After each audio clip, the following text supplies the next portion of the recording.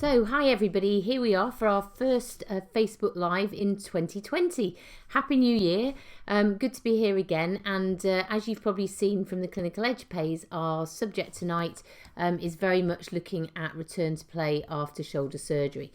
Now, why did we decide to talk about this? Well, basically because it's something I get asked about an awful lot when I'm teaching the course, but also because I think there's some emerging evidence that really kind of challenges what we've previously understood and gives us best value. Now, you remember that we're bringing these Facebook Lives to you as part of our webinar launches and the free videos that we released several weeks ago now, way before Christmas, looking at the diagnosis of acute shoulder pain. And if you haven't seen those yet, then do go to www.clinicaledge.co/shoulder, where you can still get access to those 3 free webinars. And as I say, looking at acute shoulder pain. Now, we've published looking at accelerated rehabilitation after shoulder surgery, and I always cringe slightly because it was really never about getting people back to play quicker. That was almost a side effect. The reality was, when we started looking at this way back in 2005, when we looked at the reported literature in terms of people getting back after shoulder surgery, then the reported return to play times were around the 6 to 9 month mark. But the thing that I was really interested in is when you actually looked at the consequence of people getting back to play. So it was reported in the literature they were getting back to their sport. What these studies showed very clearly is athletes still had significant proprioceptive and strength deficits for up to 2 years post their surgery. And so whilst they were getting back to play, actually a large majority of athletes weren't getting back to performance. Now, clearly that varied from sport to sport, and there was no doubt that contact athletes and throwing athletes specifically seemed to give us some challenges. Now, when we did our accelerated rehab, we did it with professional footballers because they were a group that had constant physiotherapy input and it was very easy to control things. Our approach was really to get them mobilising early, purely to help address those proprioceptive and strength deficits so that when they were ready to go back to play, they were also near their previous performance. So if you like, we were preempting things and trying to massively shorten that phase. Now, the knock-on was that we got people back quicker, and that obviously was great, but we have to be honest that the relative risk of redislocation in something like football is relatively low unless you're a goalkeeper. But actually we're seeing similar kind of improvements in the time to return to play in things like rugby. But there's some definite caveats to that. If we're going to look at return to play, then we can almost look at it within a psychosocial model in terms of looking at the physical factors we have to consider, the social factors, which may be home, work, where they are on the team, the pressure to get back, those kind of things, but also the psychological. So we'll kind of look at what gives us best value in measuring those different domains. So for me, the other thing that's important to say is when we look at the things that impact, if we look at shoulder stabilisation particularly, there's no doubt that age is definitely one of our key considerations. If we look at very young athletes, so if we look at patients that are age 16 and below, their relative risk of redislocation if they're going back to something like rugby is very, very high. And actually a common theme of this Facebook Live tonight is that essentially if we look at the ACL experience, which is basically now showing that if we try and get people back really quickly, particularly in those young stretchy cohorts, actually things go wrong and their outcomes aren't so good in the longer term. We see a very similar thing in young athletes who are not skeletally mature, who have a stabilisation, go back to contact sports, certainly from a 4-month period, and again we see high rates of failure despite having surgery.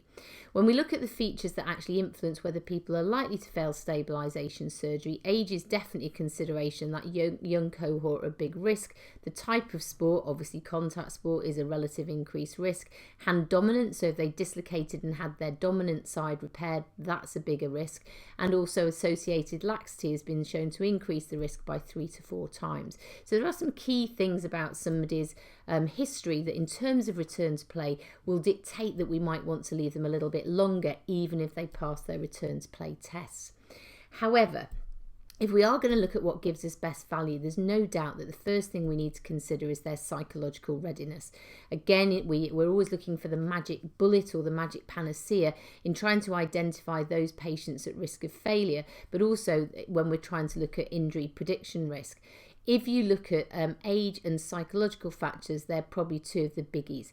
So if somebody has an increase in what we call their daily hassles, so just daily stresses, it could be can't pay the mortgage, I crashed the car on the way in, I had an argument with my wife, those kind of things can actually be more of a predictor of injury than actually anything physical we can measure in terms of range of movement and strength. Now, this is no less important when we're looking at trying to get athletes back to return to play. If we look at things like patients having realistic expectations, high levels of self-efficacy, so their confidence to get back, but also their fear of re-injury also seems to be very key, and low levels of anxiety. Now, this is where us and our therapeutic relationship is so important. There was a nice study by Chung in 2015 that basically showed that one of the biggest predictors on whether athletes got back to return to play was the relationship and the trust they had with the physiotherapist they were working with. So guys, we have a lot of power, but also if we build that relationship, then athletes are likely to be much more honest.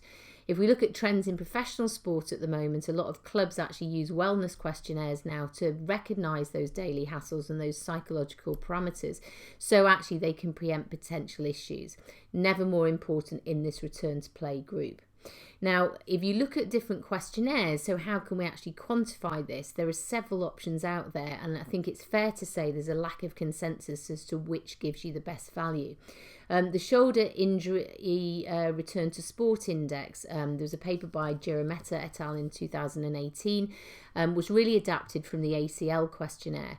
And that looks at three key things in terms of their confidence, their emotions, and wellness factors in terms of measuring whether they're ready to go back. And they give you cut-off values. And I'll send some links to some of these papers on the Clinical Edge public page.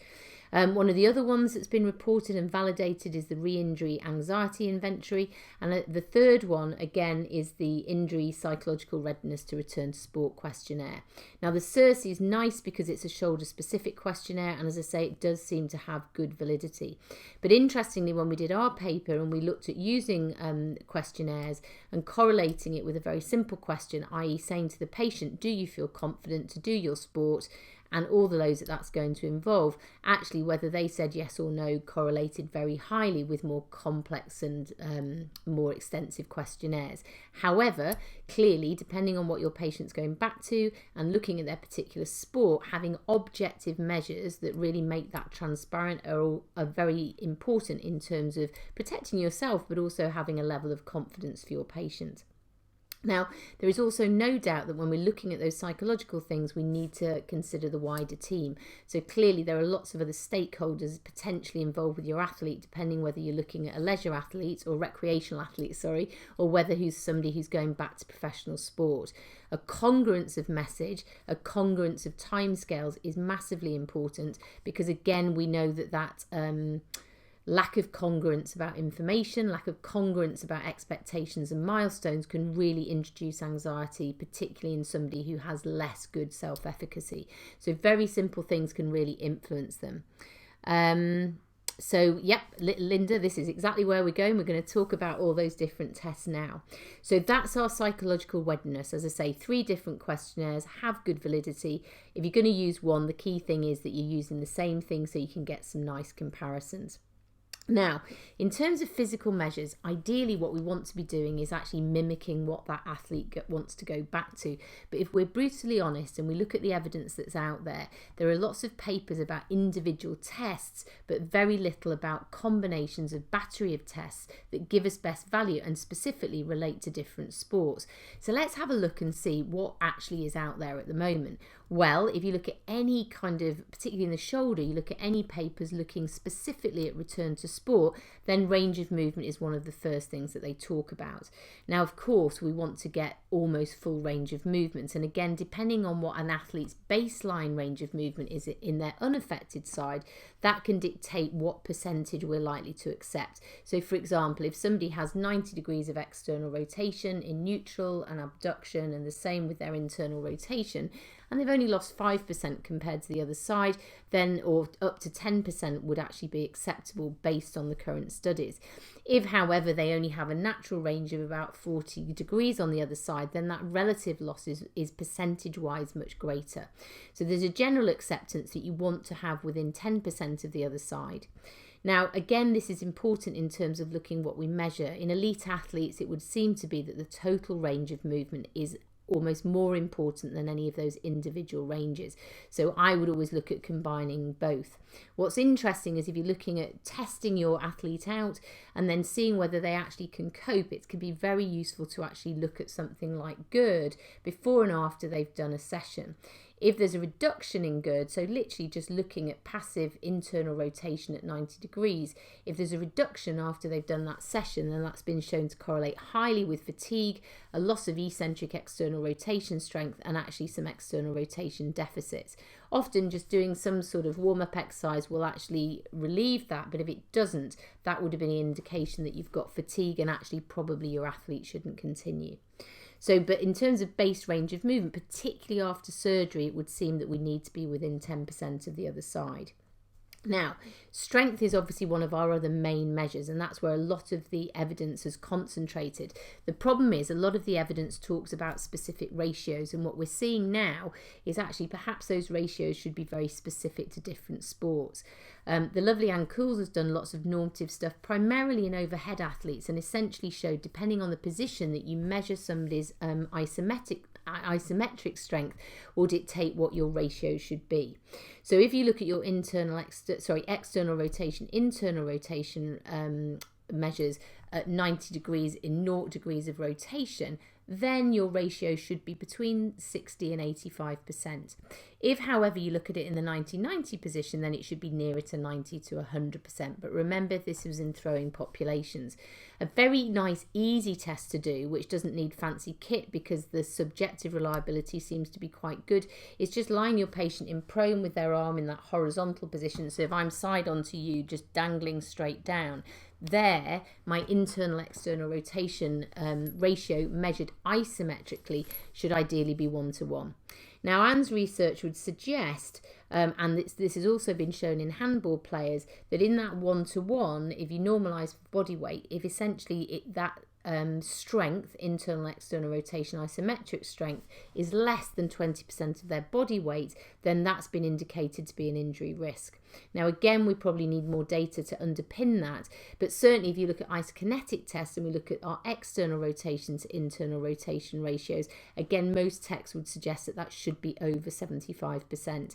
So it's very dependent on what you've got access to in terms of measurement. If you've got an isokinetic machine, then patients definitely like numbers. If you've got a handheld dynamometer in terms of your isometric strength, that can be useful. But those are the kind of reported ratios that we have at the moment. Again, you want a comparison side to side, but again, you've got to consider the sport, because if you have a sport with a significant arm dominance, then obviously that's going to skew your results and you need to allow a percentage for that. But the good news is we're starting to get more studies giving us that normative data so that we can have a comparison. At the moment, really, in a lot of sports, the best we have is comparing with that other side, but also ideally any previous performance characteristics in professional athletes or those that are playing at a high level. Now, the other thing I would say that is important when you're looking at strength is to consider the sport that your athlete is doing. There's an increasing interest looking at eccentric external rotation strength and doing that as a ratio with isometric internal rotation. Now, again, this is specifically in a throwing population. If you look at eccentric external rotation measured from 90 down to the horizontal position and compare that with isometric internal rotation, again, Anne Cools' work has suggested that that should be 100% or a 1:1 ratio. So again, some nice measures that seem to have some validity. Interestingly, when you look at where people tend to lose their strength, it tends to be in mid-range rather than end range, which is interesting. Again, if I look at some contact athletes, I would say they actually lose it in that inner range posterior cuff. But again, in throwing athletes, it's often the mid-range position that they have weakness. So again, I would argue if you're going to measure strength, don't just look at it in one position, look at it in different positions that replicate what that athlete will be subjected to, but use those normative data that we have, particularly in throwing populations, if that's relevant to your cohort. Now, the other thing that's really interesting about strength, and this is where some of the emerging evidence really challenges us, Ben Ashworth brought out a lovely paper, a brief paper, and also an editorial looking at a new test called the ADGE test, which he's actually looking at in more detail as part of his PhD at the moment.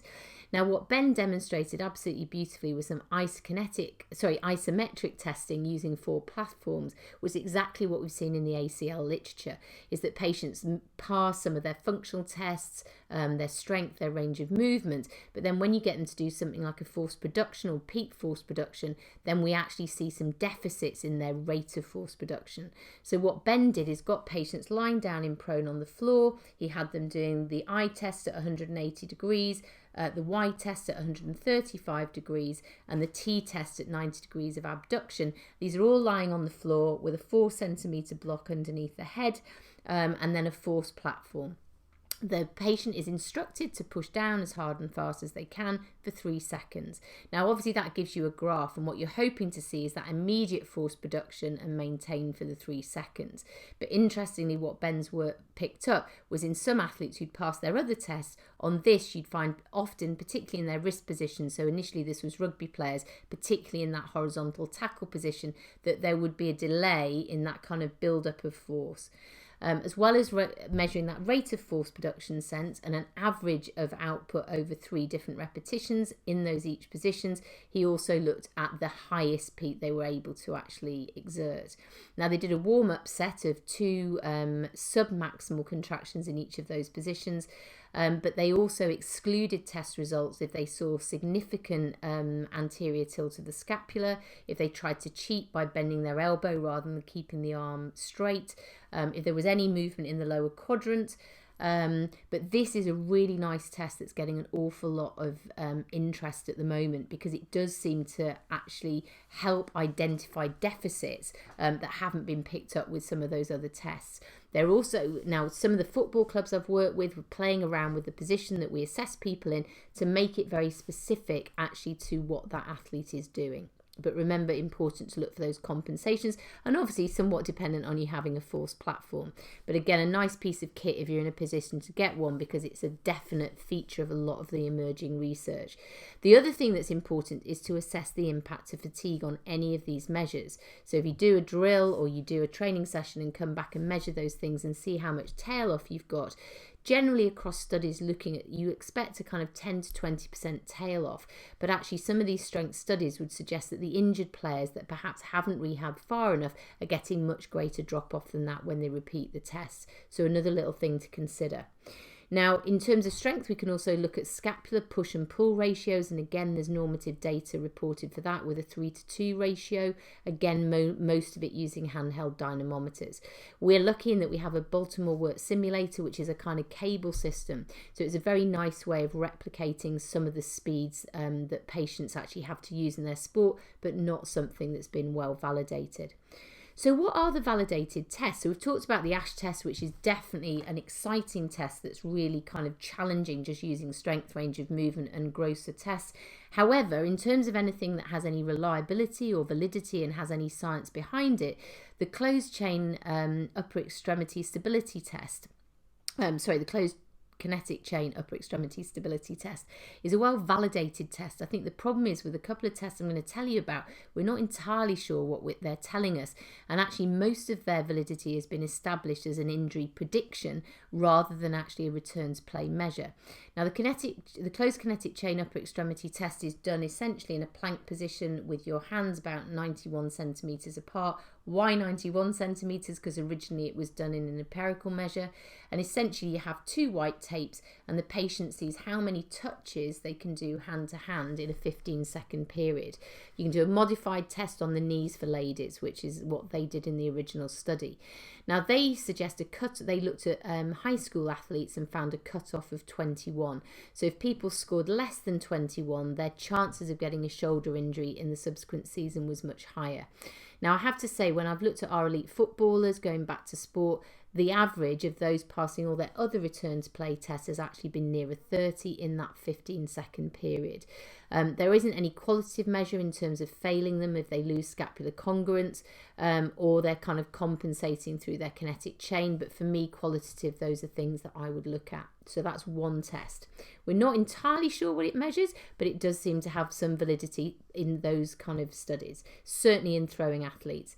In the other test, you'll all, I'm sure, be familiar with the wide balance test, which is actually a lower quadrant test in terms of sliding towards those different directions, medial, lateral, etc. And that's been done in the upper limb as well. So if you like, your testing arm is the one that's in weight bearing, and then you basically slide to each of those different we use a plastic cone. There's a very expensive piece of kit that you can get, but we just use tape in a Y and a plastic cone. And again, I'll just post some links to the actual tests themselves. You then add up each of the three directions, and you measure the length of the arm, and then essentially normalize that and get a percentage and compare side to side. Now, again, do we know what that measures? It doesn't. This has been shown to have no correlation whatsoever with upper limb strength, which is interesting. So again, we don't know what it tests, but it doesn't correlate massively with the closed kinetic chain upper extremity test in groups such as Ankouls. And what they would suggest, and a lot of the return to play experts would suggest, is if you have two tests that you do as a functional test, but they don't correlate highly, that's a good reason to do both, because they're telling you different things, which sounds a bit woolly, but again, we have cut off. So with the upper extremity white balance test, you want to have a side-to-side difference of no more than 5%. Some studies say as low as 90%, but certainly again with our elite population of footballers, they all got within 5% of the other side as part of their return to play measure. Now, there's another test called the posterior shoulder endurance test, which is done in prone and coming up into abduction. You give them a weight that is 2% of body weight, and you have a metronome timing them at 30 beats a minute. So they almost lift, have a brief stop, and come back down again. They have to keep in time to be able to do the test, and you're looking at a side-to-side comparison. We lack masses of normative data, so again, a side-to-side comparison seems to be the best that we've got. Now, some other really lovely emerging evidence done by the lovely Adele Fanning, who's based in Ireland at the fantastic sports clinic there, is looking at different types of push-up. Now, there's been a lot of interest in plyo push-up, and that's certainly one of the things that we use. We use a counter movement jump, and we use variations of plyo pushes on a force mat or a jump mat, which again gives us some nice data.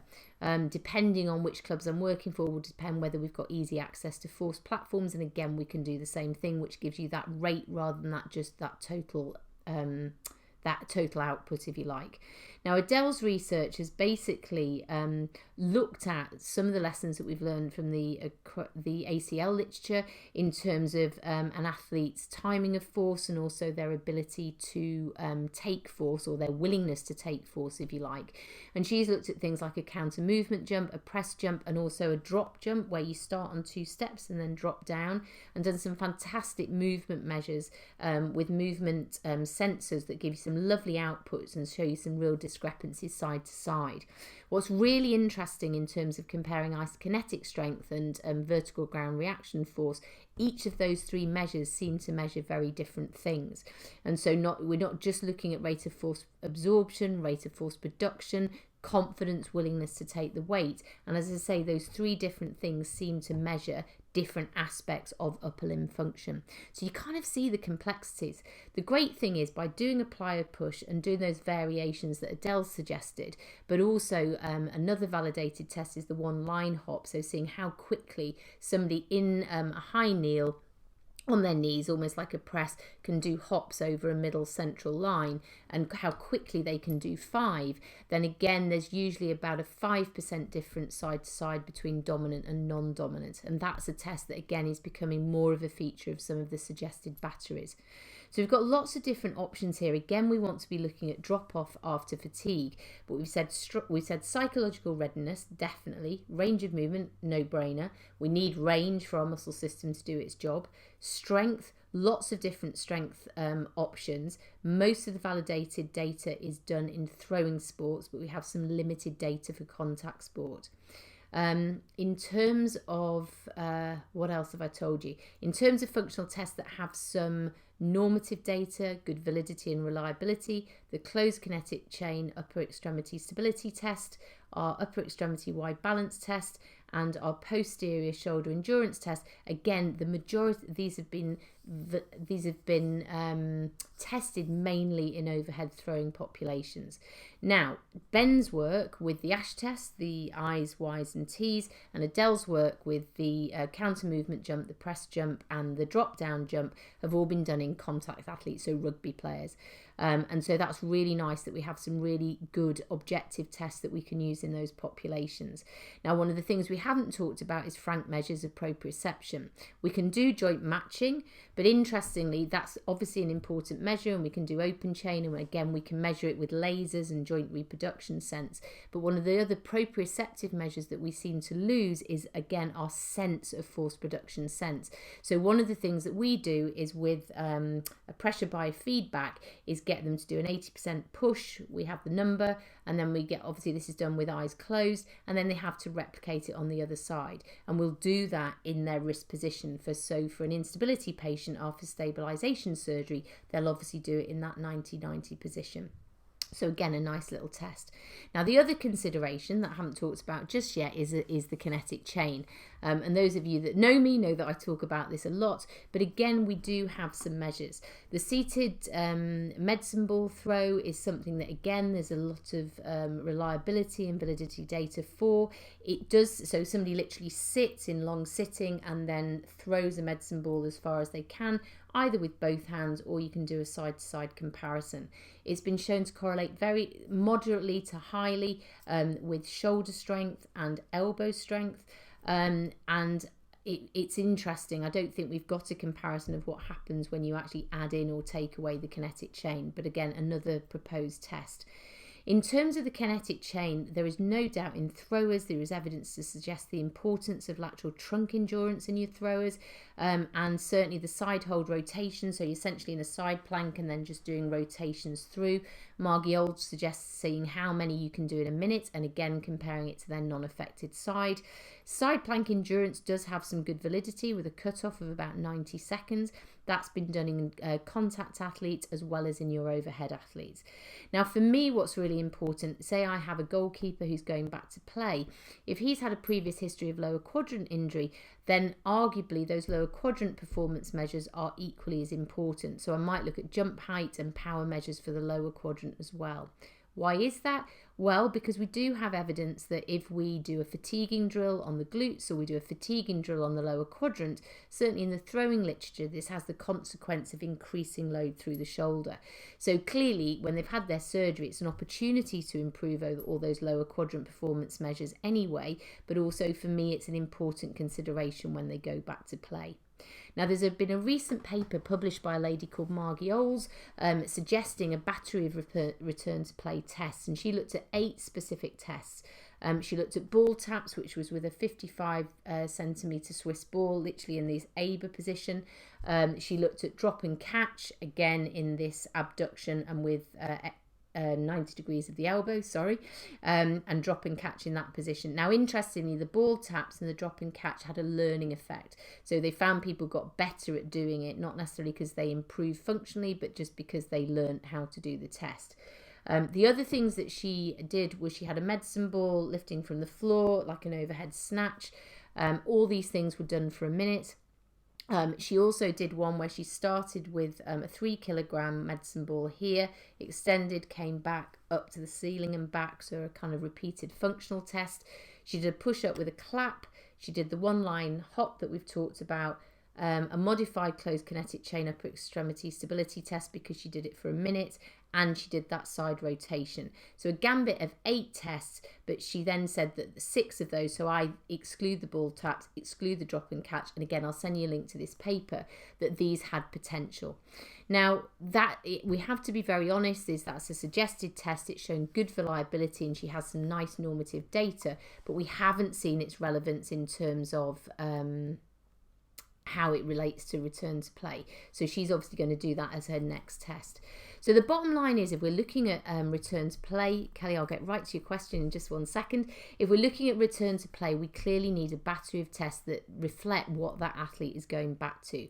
Top of my list is definitely that psychological readiness. And as I say, I've given you suggestion of 3 different particular questionnaires. I like the Cersei because it's shoulder specific and it mimics what's been already validated in the ACL literature. But we need a consensus really so we can get comparisons between studies. Range of movement and strength, clearly very important, but I think also looking at strength that's relevant to that patient's sport. So in our throwing athletes, eccentric external rotation seems to be very important, and remember the ratio, but equally looking at the difference between isometric strength and isokinetic strength in different positions.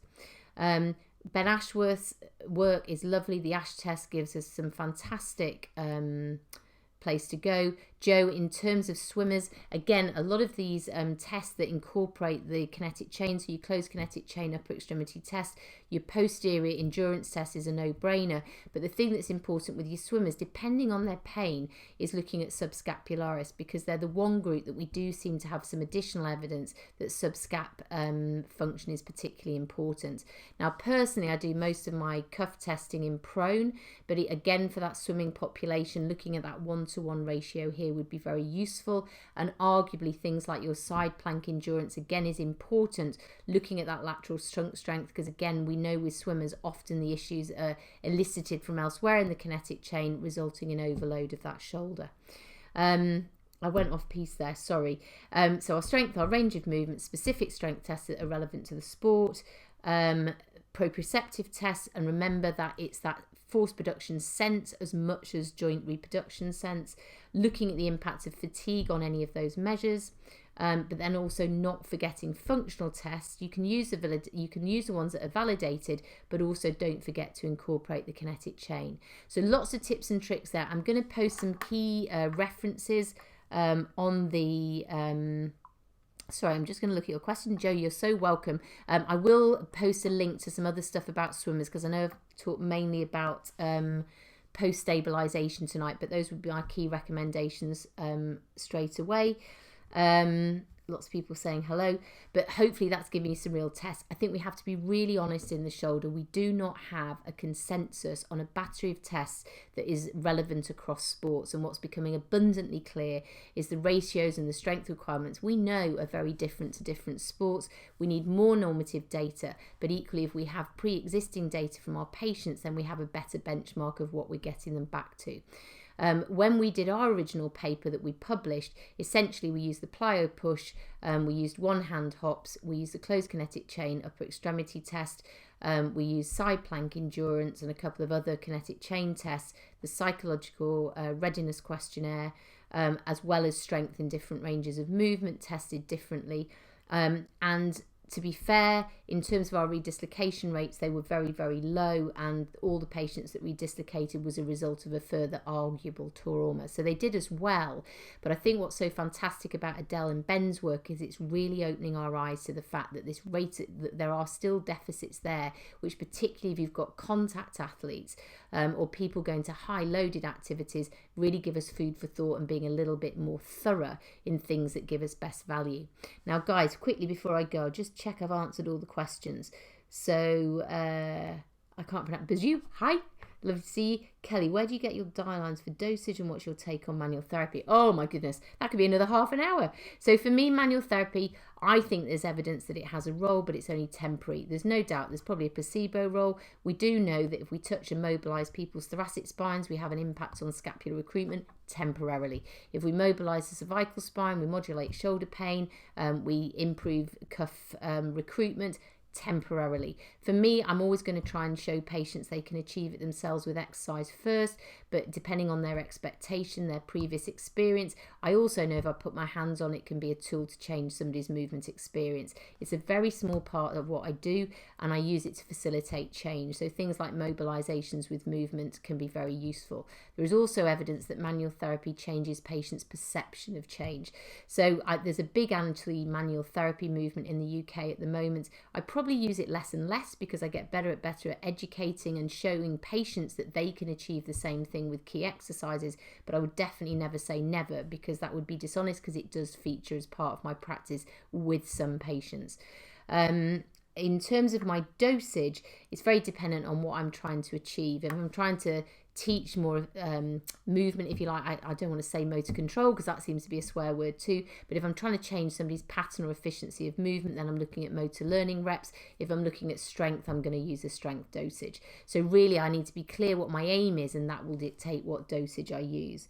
Jo, as I say, I've given you some quick tips about swimmers, but I'll dig out some stuff and send some links on that on the Facebook page. And guys, as ever, I haven't stuck to my half an hour. Here I am 35 minutes later. I hope I've shared some useful information. I'll send links to Ben's papers. Watch this space, because Adele, as I believe, is going to be publishing some normative data soon about her research. Some really exciting stuff to really improve our return to play approach. But again, I hope I've given you lots of tips and tricks that you can use, and I hope you find the resources really useful. I'll be back again in a couple of weeks. If people have particular things they'd like me to talk about, do let me know. But as ever, don't forget those free webinars at www.clinicaledge.co/shoulder. Those 3 free webinars about acute shoulder assessment.